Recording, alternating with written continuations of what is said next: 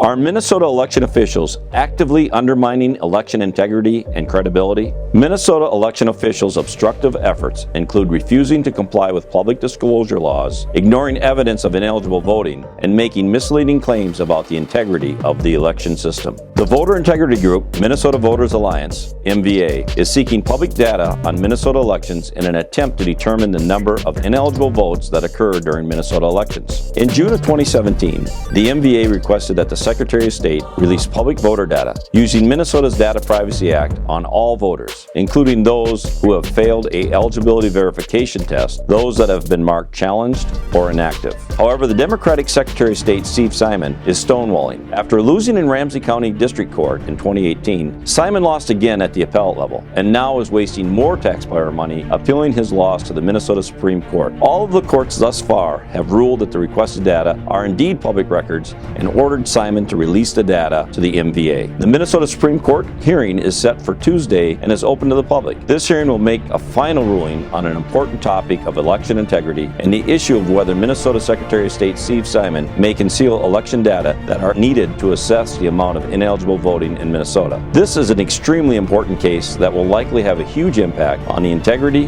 and credibility of our elections for decades to come. For at least 2 years of this lawsuit, Steve Simon has refused to release millions of records that show who voted in the election that by law is public information. The Minnesota Secretary of State is obstructing the ability of citizens to know how valid and how credible their close elections are. After all, in 2018, Al Franken was determined the winner by just 312 votes out of 2.9 million cast. The Minnesota Voters Alliance has determined that more than that number of ineligible felons were allowed to vote in that election. Data is needed since the MVA has researched and also presented to the district and appellate court evidence which shows a large number of individuals who have failed eligibility tests who were permitted to vote in the past elections. The limited analysis using available data shows that around 1,300 ineligible felons cast at least 1,600 ineligible votes since 2008. MVA concern is that the actual number of ineligible voters in each election is much higher. But to determine the total number of ineligible voters, which could help policymakers combat the problem, MVA needs access to the full registration data that Simon is refusing to release.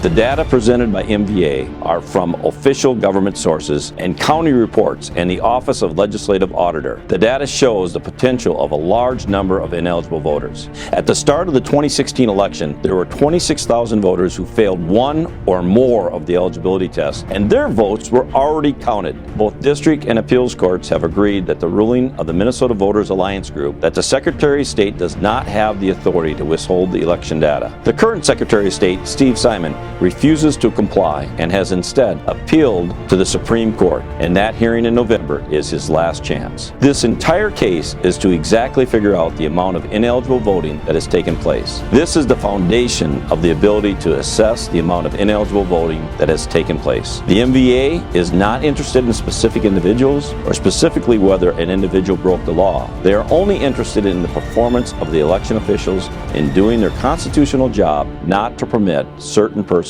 to vote. These government officials in Minnesota are not doing their job. Unfortunately, government officials have focused almost entirely in getting more people to vote and not ensuring that the person is eligible to vote.